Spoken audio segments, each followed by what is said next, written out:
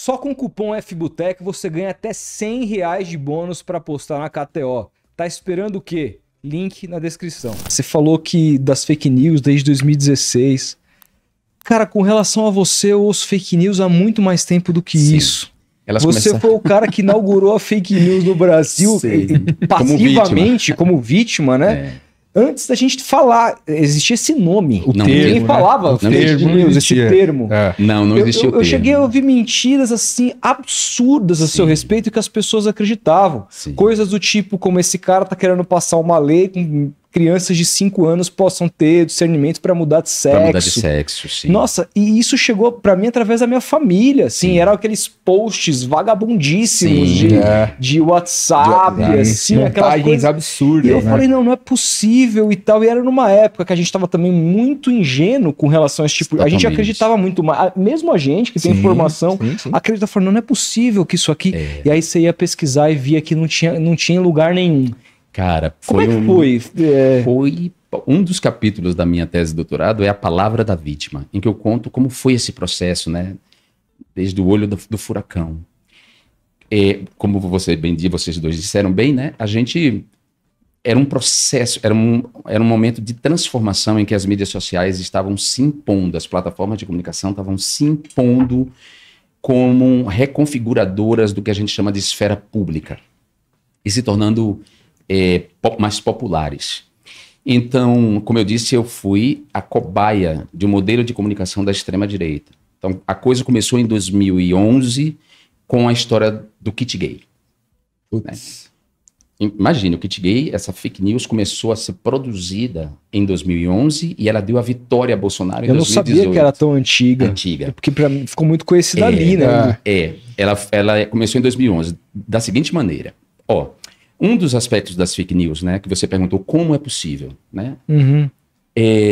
As fake news, elas são produzidas não a partir de uma mentira absoluta. Elas trabalham em cima de um fragmento de verdade sobre o qual se constrói uma narrativa mentirosa. E esse fragmento de verdade é a chave. As fake news são como um vírus de consciência, como um vírus de computador, né? Ou como os vírus mesmo, biológicos, que reprogramam o nosso DNA. Só que as fake news, elas reprogramam a percepção. Elas chegam a você e elas reprogramam sua consciência a partir de um elemento que já está em você, que é, em geral, um preconceito, uma falsa certeza, um ressentimento, um ódio. Sim. Essa é a chave, né? Como os vírus mesmo. O vírus ele é um RNA, uma sequência de RNA, que engata no nosso DNA e reprograma e adoece a gente. As fake news são assim. Uma predisposição. Né? Existe na pessoa algo que faz com que ela acredite naquilo, mesmo que em algum lugar dela a razão diga que não. As fake news apelam para os aspectos emocionais, que não são racionais, por hemisfério direito do cérebro. Então, as pessoas, ela produz uma indignação que não dá tempo de você pensar. Você fica tão indignado que você passa adiante. No ódio, você passa adiante. E quando você descobre que você compartilhou uma mentira, quando a razão vem, você tem vergonha. Então, você não admite, você não desfaz a mentira. Por isso que a verdade não anda. Porque você fica com vergonha de ter passado adiante. E, às vezes, você diz assim, é mentira, mas poderia ser verdade. Que eu gostaria que fosse. Exato. Aí esse poderia ser verdade. Isso aí é banditismo. Tanto você propagar a mentira, ela acaba virando verdade na cabeça dele. Exatamente. Então a pessoa quer acreditar ela assim. Então, no meu caso, o caso da... Vou explicar um pouco, porque vale a pena contar, fazer essa arqueologia, no sentido de Foucaultiano, de Michel Foucault, essa arqueologia dessa fake news e a genealogia, né, dela. O PT, o governo Lula, aprovou um projeto, junto com organizações não governamentais, de enfrentamento ao bullying homofóbico nas escolas. Esse projeto foi aprovado no governo Lula, no último governo Lula, e Dilma se elegeu em 2010, e o governo Dilma, então, implementaria esse projeto. Chamava Projeto Escola Sem Homofobia. Não tinha nada a ver comigo, eu não era deputado quando Lula era presidente, eu me elegi naquele ano. Só que eu era um gay chegando no parlamento, e um gay chegando com essa agenda, a agenda dos direitos humanos das pessoas LGBTs. A Dilma começou a implementar esse projeto. ela tinha na base dela, o PT tinha na base, como tem agora, partidos de direita. Um deles, o PP, o Partido Progressista, que era o partido de Bolsonaro. Sim. E era o partido de Anthony Garotinho. A imprensa já tinha uma animosidade contra Dilma, né? Assim, contra o governo Dilma. A imprensa hegemônica, Folha de São Paulo, Globo, todos viram nessa crise que se estabeleceu por causa desse projeto na base do governo Dilma, a chance de desestabilizar o governo. Então a imprensa começou a dar voz a Anthony Garotinho, a Bolsonaro, e eles e outras figuras da direita que compunham a própria base do PT, que diziam que não aprovaria a lei de diretrizes orçamentárias, o plano plurianual, ou seja, se o governo mantivesse esse projeto, o projeto Escola Sem Homofobia. Bolsonaro pegou um material do Ministério da Saúde, um material do Programa de Redução de Danos entre Usuários de Drogas Injetáveis. E esse programa, se você vai lidar com pessoas que estão em situação de dependência química, você tem que falar a linguagem dessas pessoas, né? Tipo, não aplica seringa, né? Ele pegou esse material e o material tinha alguns desenhos, assim, de botar um pinto na camisinha e tal. Ele pegou esse material, que era um material para adultos, um material para prevenção de DST, de ISTs, entre pessoas usuárias de drogas injetáveis, e ele apresentou como se fosse um kit gay. O kit gay, o projeto Escola Sem Homofobia. Ele pegou uma verdade para fazer uma... Não, então a verdade era... a verdade era o projeto Escola Sem Homofobia. Essa era a verdade. Não, mas pegou, no caso, um material.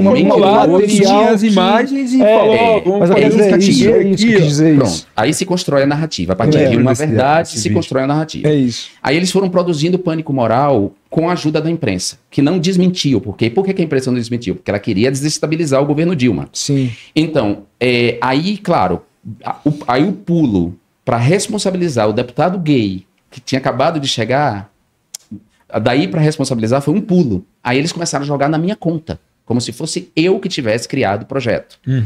E é claro, as pessoas, elas são tolerantes, elas dizem, que bacana, chegou um homem gay no parlamento e tal.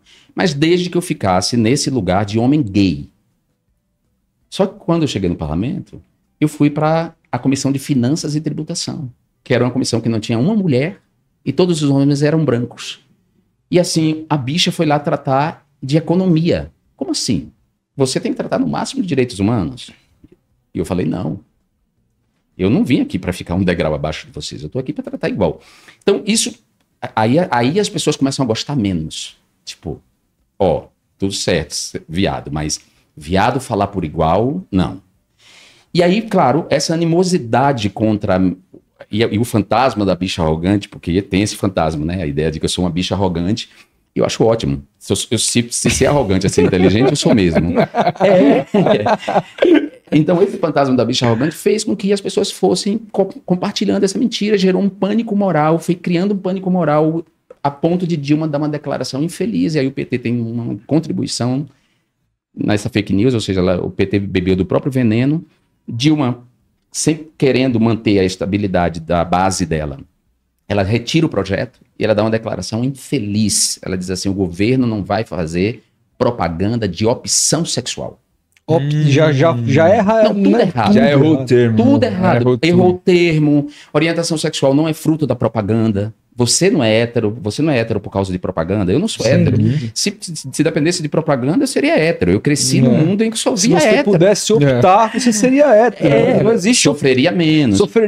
Olha, eu cresci num mundo só vendo hétero. Nas novelas só tinham hétero. Em todos os lugares só tinham hétero. E eu não sou hétero. Então significa que propaganda não faz de ninguém hétero. Né? Exato. Então foi uma declaração infeliz. O PT covarde retirou. Aí o discurso começou a ser um discurso moralista. Pronto. O que aconteceu? Essa fake news foi se cristalizando como verdade e deu a vitória a Bolsonaro em 2018, quando ele chega no Jornal Nacional e apresenta um outro material, dessa vez um livro holandês sobre educação sexual. Ele apresenta na bancada do Jornal Nacional, na frente de William Bonner, com toda a equipe do Jornal Nacional, sabendo que aquilo era uma mentira, e Bonner não desmente ele no ar, porque se desmentisse ele perderia as eleições. E a Globo não queria que a Haddad vencesse as eleições. Você acha que a Globo preferia que ele ganhasse? Eu acho não, isso é fato. Contra fatos não há argumento. A Globo ajudou a eleger Bolsonaro.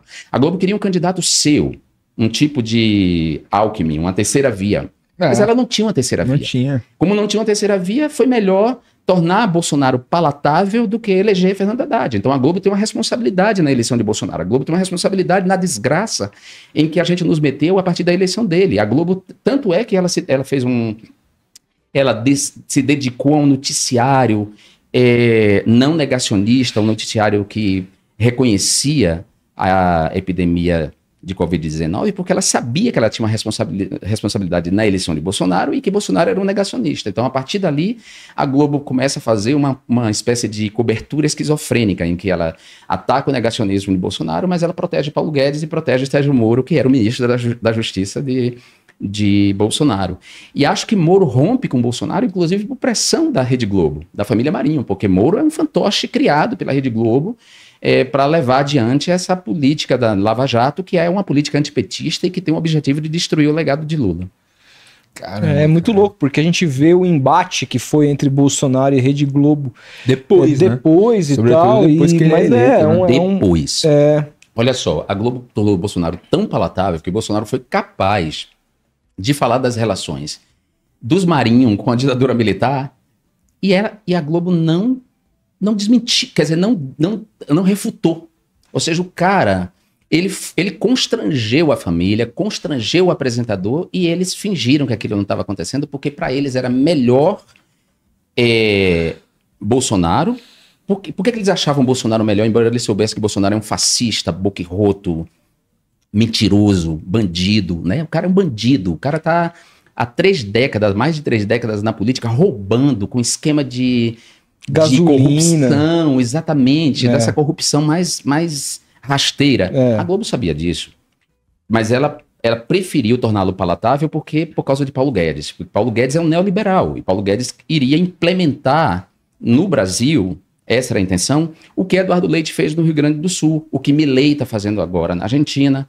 Ou seja, essa política neoliberal de desmontar o Estado, de tornar o Estado mínimo, mas um Estado mínimo para atender os mais ricos. Então o Estado ele fica mínimo para seguir dando empréstimos milionários e às vezes bilionários a bancos e grandes empresários para seus empreendimentos, mas o Estado se torna mínimo no sentido da saúde pública, que não tem, ou seja, o ideal é que todo mundo compre seu plano de saúde, se você não tem dinheiro, você que se foda. O ideal é que você estude em escolas públicas ou escolas privadas, porque a escola pública não tem que existir, ou seja, a educação vira também um privilégio de quem pode pagar. Que você pague para você transitar nas estradas com os pedágios, ou seja, as estradas não tem que ser públicas, tem que pagar pedágio. Nem o direito de ir e vir a gente nada. Acabou, o neoliberalismo é isso, é a liberdade de mercado, e a liberdade de mercado ela é injusta por natureza, porque nós não partimos do mesmo lugar. A gente, na corrida da vida, a gente não parte do mesmo lugar. Eu já fiz a mobilidade social, sou um homem de classe média, mas eu venho da extrema miséria. Eu sou filho de um homem negro, um casamento interracial. A tendência era reproduzir a pobresa, a miséria. Eu comecei a trabalhar aos 10 anos. Uma criança não deveria estar trabalhando aos 10 anos. Eu estava vendendo aos 10 anos. E imagine, né, no neoliberalismo, eles consideram que eu, essa criança que aos 10 anos estava vendendo, estou concorrendo no mesmo pé de igualdade de um paulistano que aos 10 anos estava fazendo inglês e francês e na Disney. Não está. Entendeu? Se alguém pode falar em meritocracia, sou eu. Mas eu nem falo em meritocracia porque eu não acho que eu cheguei aqui por um mérito meu. Eu cheguei aqui por um mérito da minha mãe, das minhas irmãs que cuidaram de mim, das minhas professoras das escolas públicas, de todas as pessoas que cruzaram o meu caminho. A gente não é um indivíduo, a gente é coletivo, a gente é indivíduo e coletivo. E o neoliberalismo, ele não reconhece a coletividade, ele é predatório. E se a gente deixar que o neoliberalismo triunfe no mundo, a gente vai ter o apocalipse. Concordo Porque completamente.